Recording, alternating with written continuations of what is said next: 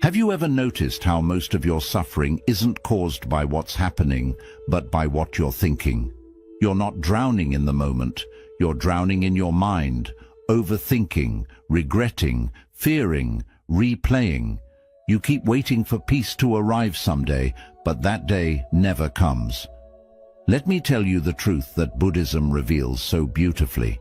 Peace isn't waiting for you in the future, it's waiting for you to stop running. The moment you stop worrying is the moment life stops passing you by. You start to feel the air again, you start to hear your own heartbeat, you begin to live.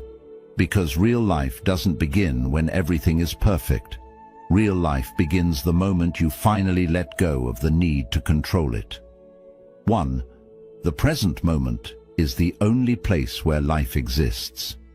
When we worry, our minds begin to wander away from where life is actually happening. We start thinking about what might go wrong tomorrow, or what we should have done differently yesterday. These thoughts are like mental time machines, constantly pulling us into the future or dragging us into the past. But the truth is, the future hasn't happened yet, and the past is already gone. Neither of them can be touched or changed. The only thing we ever truly have is the present moment, this very breath, this very heartbeat, this single moment in time where life is quietly unfolding. Buddhist teachings emphasize that all freedom, peace, clarity, and joy are not found in some distant future or long-lost memory. They are only found here and now. The more we feed our worries with attention, the more we lose contact with this present moment, and the more we lose contact with now, the more anxious and disconnected we feel. It's like trying to enjoy a beautiful meal while constantly thinking about what you'll eat tomorrow. You miss the flavors, the texture, the experience. Life works the same way. If you are always lost in what might happen or stuck in what already happened, you miss the life that is happening right now. Every time you allow your thoughts to spiral around what could go wrong or what went wrong, you're not living, you're just thinking. Imagine standing by a river. The water is flowing gently, the trees are swaying, the birds are singing, but you're staring down at your phone, reading old messages and worrying about tomorrow's plans. In that moment, the river still flows, the wind still whispers, the world continues to breathe around you. But you are not really there. This is what worry does. It disconnects you from the beauty, the simplicity, and the peace that already surrounds you. But the good news is, the moment you realize this, you can return. You can come back to the now, not with force, but with awareness. By simply noticing your breath, the weight of your body, the sounds around you, you reconnect with what is real. You don't need to solve every problem or erase every regret to feel calm. You just need to come home to this moment. Because in this moment, your fears are not active. In this moment, your regrets are silent. In this moment, nothing is required of you but to be.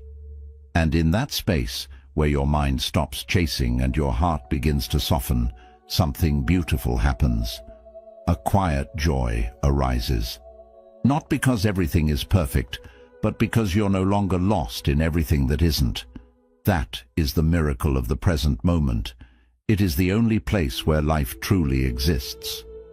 And once you learn how to return to it, again and again, you realize you've had access to peace all along. You were just too busy worrying to feel it. 2. Worry is an attempt to control the uncontrollable. At its core, worry is the mind's desperate attempt to feel in control. When something in life feels uncertain, your health, your future, your relationships, the mind panics and starts trying to predict every possible outcome. It says, if I think hard enough, maybe I can prevent something bad from happening. This is where worry is born, not from real danger, but from the need for control in a world that is constantly changing. But the truth is, most of life is beyond our control. You cannot predict how people will behave, what tomorrow will bring, or how every situation will unfold. No matter how much you worry, you can't guarantee safety, success, or certainty. And that's the painful irony. While we think worry helps us stay safe, it actually traps us in a cycle of fear and stress without giving us real control at all.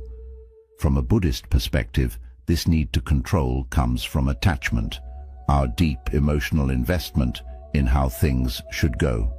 We become attached to specific outcomes, and when life begins to shift in unpredictable ways, as it always does, we resist. That resistance creates suffering. We think we're protecting ourselves, but in reality, we are just making ourselves more anxious, more exhausted, and more disconnected from the flow of life. Buddhism teaches us that freedom comes not from trying to force the river to flow our way, but from learning how to float with it. When you accept that things will happen as they're meant to, that you can only influence your actions, not control the universe, you begin to let go of mental tension that worry creates. You stop living in a world of imagined fears and start returning to the truth of what is. Let's say you have an important decision coming up. You don't know what the outcome will be, and your mind is flooded with anxiety. What if I fail? What if I make the wrong choice? What if everything goes wrong? These thoughts might feel productive, but they are not solving anything. They are only burning up your energy. Now imagine instead you take a deep breath, make the wisest decision you can in this moment, and then let go. You allow life to unfold as it will. That is not weakness. That is power. That is wisdom. To worry is to try and fight the waves of the ocean. You splash, you struggle, you exhaust yourself, but the waves keep coming. To let go is to float, not because the ocean changed, but because you did. Worry arises when we try to control things that are not ours to control. Peace begins the moment we realize this and choose instead to trust, not in a perfect outcome, but in our ability to meet whatever comes with calm, with clarity, and with compassion. The goal is not to eliminate all uncertainty. The goal is to become someone who is no longer afraid of it. 3. Everything you fear is temporary by nature. One of the most liberating truths in Buddhist wisdom is this: nothing lasts forever. Every emotion, every thought, every fear, every moment of pain, it all arises, stays for a while, and then eventually fades away. But when we're caught in the grip of worry or fear, it doesn't feel that way. In those moments, the anxiety feels endless. The fear feels permanent. The problem feels too big, too heavy, too impossible to carry. And that's the illusion the mind creates. An illusion that tells you this situation, this discomfort, this uncertainty is here to stay. But the truth is, everything you are worried about is already in the process of changing. Every situation that feels stuck is already moving. Even when you can't see it, even when nothing seems to shift on the outside, life is always flowing on the inside. Just as a river never holds the same water twice, no emotion ever stays the same. What you feel today will not be what you feel tomorrow. What feels overwhelming now will seem smaller with time. What hurts you in this season of life might become the very thing that teaches you compassion in the next. Buddhism calls this concept anicca, impermanence. Nothing in this world is fixed. Everything is constantly arising and passing away. And this is not just a philosophical idea, it's a deeply practical truth. If you look at your life, you'll see it clearly. Think about the things that once kept you up at night, the heartbreak that once shattered you, the decision that once filled you with doubt. Where are they now? Some have healed, some have faded, some have become stories you barely remember. And just like those, the thing you're worrying about today will pass too. But here's the mistake we often make. We treat temporary discomfort as if it's permanent pain. We let a passing emotion define our future. We let a single difficult moment shape our entire identity. We say, "I'll never feel better," when in truth we've always felt better eventually. The mind exaggerates the length and intensity of pain because it forgets that time is always moving and healing is always happening in the background whether you notice it or not. The rain does not last forever. The night always turns into dawn. Even the strongest storm must eventually return to stillness. And so must your heart. Worry loses its grip when you begin to see it for what it really is. Not a permanent prison, but a passing visitor. It comes, it stays for a while, and it goes. You don't have to fight it. You don't have to panic when it appears. You simply breathe, observe, and wait. Like a wise monk watching the wind pass through the trees, you remain rooted in stillness, knowing that this moment, no matter how intense, is just one page in a much bigger story. You don't have to fix everything right now. You don't have to find all the answers today. You just have to remember this. This too shall pass. And not because you force it to, but because that is the nature of all things. Worry fades when you trust in impermanence. Fear softens when you see that even your darkest thoughts are not who you are. They are simply clouds passing through the sky of your awareness. You are not your worry. You are the sky. And no matter how long the storm lasts, the sky always remains, vast, clear, and untouched. That is your true nature. And when you live from that space, you no longer need to fear the weather. You simply wait for it to change. Because it always, always does. 4. The more you resist worry, the stronger it becomes. There is a very subtle truth that most people never realize about their own suffering. What you resist, you unintentionally make stronger. The more you try to fight, fix, suppress, or deny your feelings, the more power you give them over your life. And nowhere is this more true than with worry. When you say, "I shouldn't feel anxious," or "I need to stop worrying right now," you are not calming your mind. You are actually arguing with it. You're turning your inner world into a battleground. And in Buddhism, we are taught that true peace can never grow in the soil of resistance. The mind is like water. When it's undisturbed, it becomes still and clear. But when you agitate it, when you stir it up with resistance, judgment, and self-criticism, it becomes cloudy and chaotic. Most of us are taught to run from uncomfortable feelings, to shut down our fears, to distract ourselves with noise, busyness, or constant activity. But this only buries the worry deeper into the mind, where it waits in silence, growing stronger beneath the surface. You can't outrun your mind. You can't escape anxiety by pretending it isn't there. What you resist does not leave. It waits. And the more you run, the more exhausted you become. This is where the Buddhist path offers something radically different. Instead of fighting the fear, you observe it. Instead of rejecting the worry, you sit with it gently. Imagine you are watching a storm outside your window. You don't scream at the clouds. You don't tell the thunder to stop. You simply watch. You let it pass. You know that eventually the storm will exhaust itself and move on. This is exactly how we are meant to relate to the storms inside us. In Buddhist meditation, we practice something called mindful awareness. It is the art of watching your thoughts and feelings without clinging to them and without pushing them away. You don't label the thought as bad. You don't try to replace it with something more positive. You simply breathe and observe it for what it is, a passing formation of the mind, no different than a breeze, no different than a shadow moving across the floor.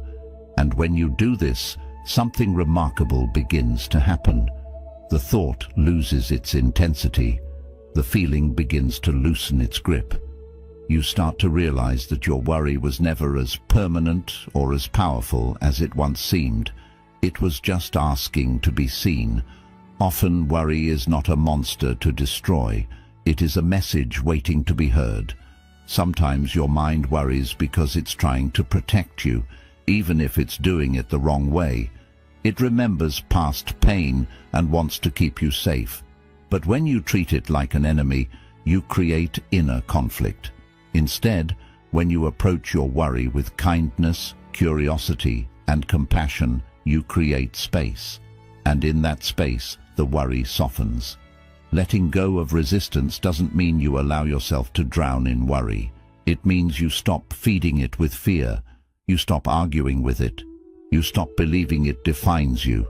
You start creating a relationship with your thoughts where you can listen without reacting. This is what it means to develop emotional maturity. This is what it means to practice inner freedom. When a wave of anxiety rises, don't panic. Don't push. Don't run. Simply say to yourself, this is a moment of worry. I don't have to fight it. I only have to feel it. I only have to breathe through it.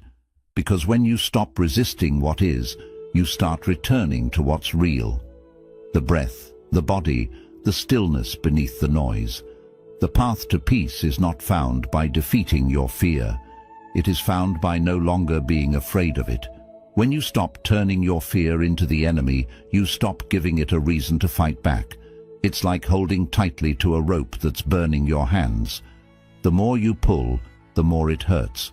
But the moment you let go, not out of defeat, but out of wisdom, the pain begins to fade. Worry only survives in a mind that is trying to control what it doesn't understand. But when you let go of that control and replace it with awareness, trust, and compassion, you find that the storm inside you starts to quiet, not because you silenced it, but because you no longer needed to. 5. Attachment is the real source of worry. When you begin to look deeply at the root of your constant worry, beneath the thoughts, beneath the surface fears, you will often find one quiet but powerful force driving it all. Attachment. Attachment in Buddhist teaching is not about love or care. It is not the same as connection or compassion. Attachment is the clinging, the mental and emotional grip we place around people, outcomes, possessions, or identities that we believe we must have in order to be okay. It is the belief that I can only be happy if things go exactly the way I imagined, and it is this belief that plants the seeds of suffering. The Buddha taught that attachment is the root of all suffering, and when it comes to worry, this could not be more true. You worry because you're attached to an outcome. I need this job to work out or I'll fall apart. You worry because you're attached to a person. What if they leave me? What if they stop loving me? You worry because you're attached to a version of yourself. What if I fail and no one respects me anymore? The more tightly you hold on to something, the more your peace depends on it and the more fragile your inner world becomes. Because deep down, the heart knows that everything you cling to can change. Attachment turns natural uncertainty into unbearable tension. It makes you believe that unless everything goes your way, you cannot feel peace, cannot feel secure, cannot feel whole. But life doesn't work that way. Life is not a predictable machine.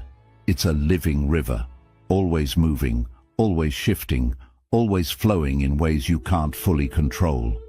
And when you cling to the rocks in that river, demanding things stay the same, you suffer, you fight with life, you resist its natural rhythm. And in that resistance, worry grows. But here's the most beautiful realization. You can love without clinging. You can care deeply without being consumed. You can dream without becoming obsessed with the result. Buddhism doesn't teach us to stop loving life. It teaches us to hold it with open hands. Imagine holding a butterfly. If you squeeze it too tightly, you harm it. If you hold it too loosely, it may fly away. But if you let it rest gently on your hand, you can enjoy its beauty without trying to possess it. Life, too, is meant to be experienced this way.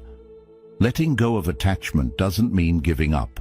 It means shifting your identity from someone who needs specific conditions to be okay, to someone who is okay regardless of the conditions.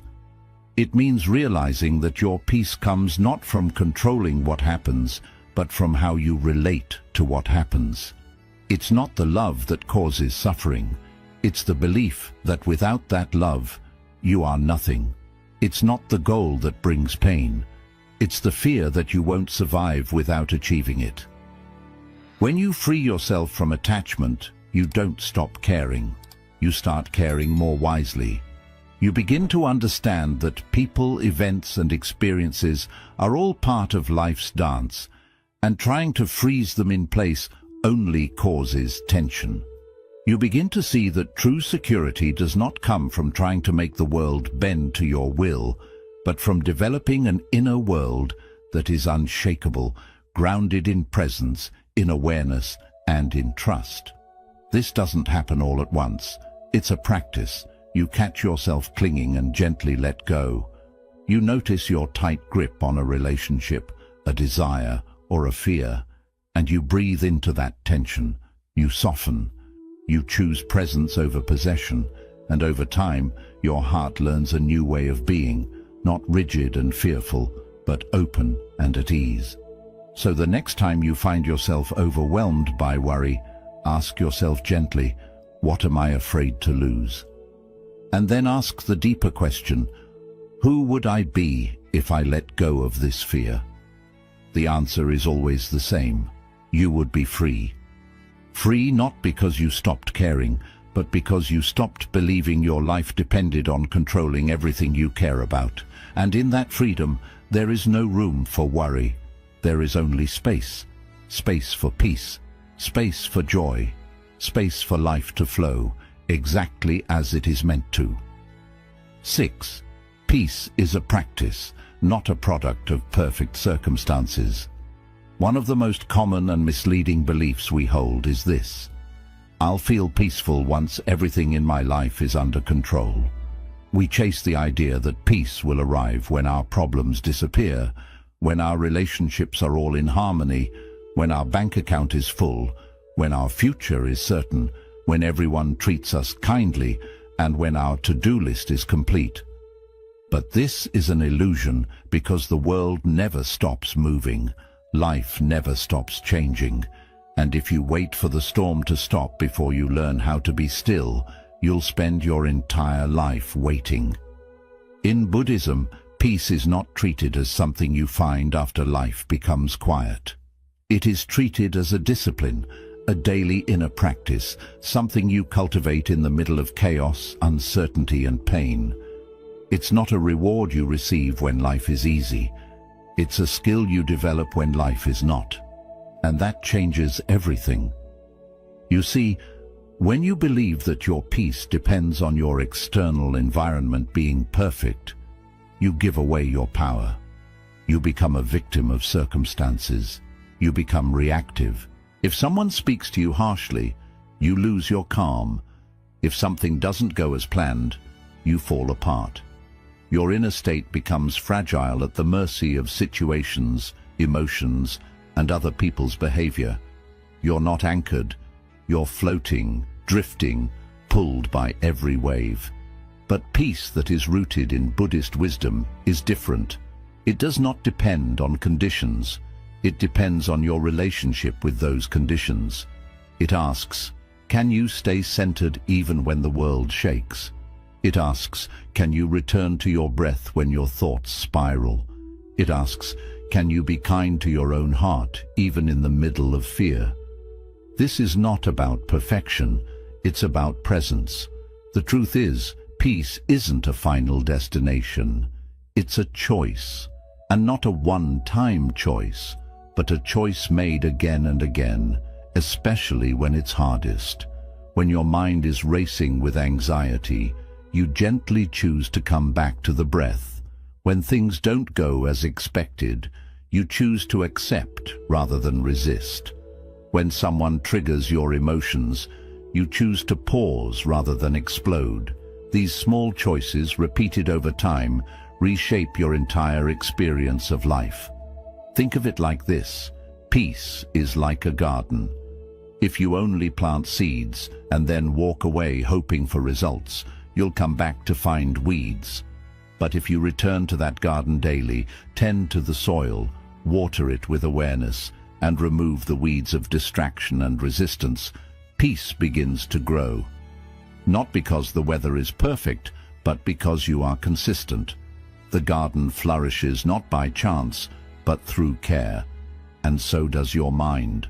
We must also recognize that there will be days where peace feels far away. That's okay. Buddhism does not expect us to be perfectly calm all the time. What it teaches us instead is compassion for ourselves, for our messy human emotions, and for our very real struggles. You don't have to be peaceful every minute to walk a peaceful path. You only need to remember your way back when you forget. When you treat peace like a practice, you stop chasing it. You stop saying, "I'll be calm when," and you start saying, "I can choose calm now." You stop searching for the perfect moment and realize that the only moment you ever have is this one. And in this moment, if you breathe, soften, and pay attention, peace will meet you right where you are. It's in the quiet sip of tea. It's in the feeling of sunlight on your skin. It's in the space between thoughts. It's in the acceptance of what is. It's in the breath you are taking right now. Peace is not waiting on the other side of achievement. It's not waiting for your stress to disappear or your life to become simple. It is here, always here, but it must be chosen again and again. And the more you choose it, not perfectly but patiently, the more it becomes your natural state. Worry will still visit, but it will no longer stay. Fear may arise, but it will no longer control you. You will begin to understand the most profound truth of all, that peace was never something to find. It was something to remember, something to practice, something that has always lived quietly inside you, just waiting for you to return. 7. You are not your worries. You are the one who observes them. Perhaps the most profound realization in Buddhist teaching is this: you are not your thoughts, your fears, or your worries. You are the awareness that sees them. This simple yet powerful insight has the potential to transform your entire relationship with your mind.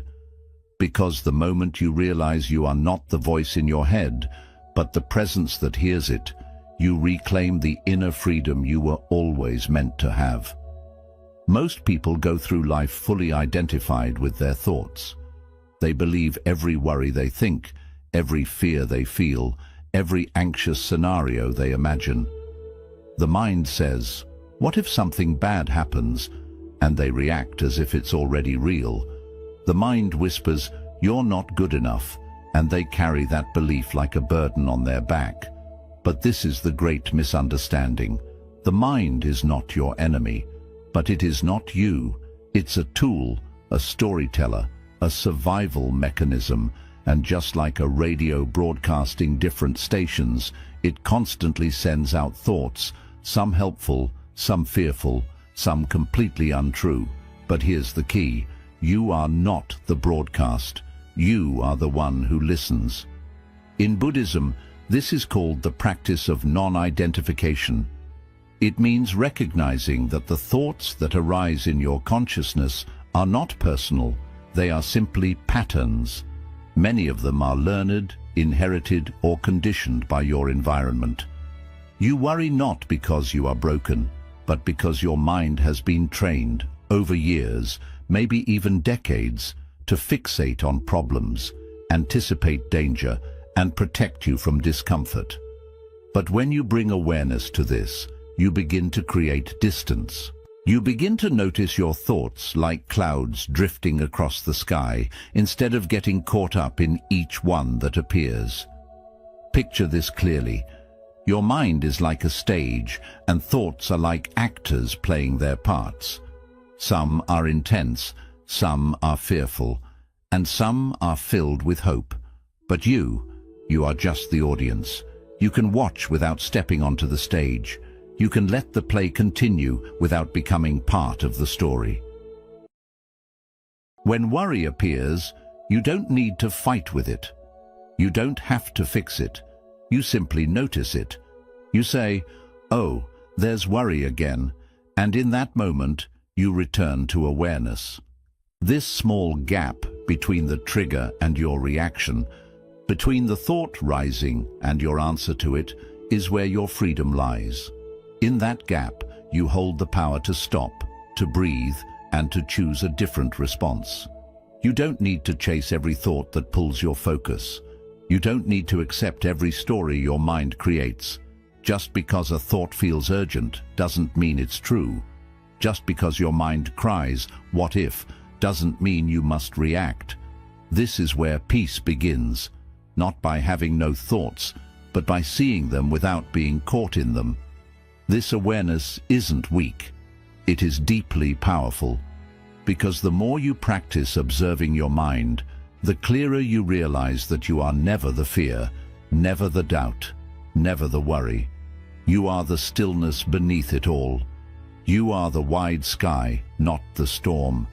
You are the awareness that stays steady, no matter how loud the mind becomes. Of course, this isn't easy at first. When a wave of fear comes, it's natural to forget that you are not the wave. You are the ocean. But with practice, through mindfulness, meditation, and gentle noticing, you begin to remember. And the more you remember, the weaker worry becomes. You stop reacting. You stop panicking. You start watching. And in that watching, you discover freedom. It's important to understand this doesn't mean you turn numb or stop caring. In fact, it's the opposite. You feel deeply, but you don't drown. You move through emotions, but you are no longer ruled by them. You still care, but you don't collapse under every passing thought, because you've touched a deeper truth. You are not what your mind holds. You are the space where everything comes and goes. And that space is always calm, always clear, always beyond the noise.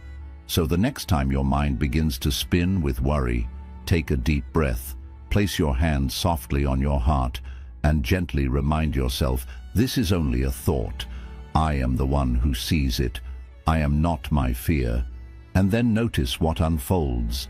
Feel the space that opens within you. That space is your true self. In that moment of remembering, life feels new again. You begin to see that worry isn't something life forces upon you. It's something the mind invents in its attempt to feel safe, sure, and in control. But the truth is, control is only an illusion, and fear is a habit that grows stronger the more you give it attention. Real life, the kind that is calm, steady, and full of presence, doesn't begin when everything is fixed. It begins when you stop trying to fix it all. It begins when you take a breath, return to your body, and simply rest in the present. The Buddha never taught us to run away from life. He showed us how to awaken within life itself. He taught that peace isn't found in a perfect world, but in a trained mind. That the end of suffering doesn't come from fixing the outside, but from changing how we meet the inside. When you let go of worry, you don't turn careless. You become clear. You begin to live with intention, not fear. You start answering life instead of reacting to it. You learn to move with the flow instead of forcing it. You realize that the present moment is your real home, that you don't need to control everything to feel calm, that everything you fear is already passing away, that struggling with your thoughts only makes them stronger, that holding on brings pain, and letting go brings peace. That calm isn't something you wait for. It's something you practice, and you were never your worry. You were always the awareness behind it, patiently waiting for you to return. So stop waiting for the right time to begin living. This very moment, this very breath, is your path back to peace. Each time your mind drags you into worry, gently guide yourself back, again and again, not with frustration, but with kindness, not with force, but with ease, because every return is a quiet success. Every pause is a step toward freedom. Every breath is a chance to start fresh. And when you live this way, not trying to fix everything, but choosing to stay present with it all, worry no longer rules your life. Stillness does, clarity does, wisdom does. This is the way, this is the practice, and this is where real life truly begins.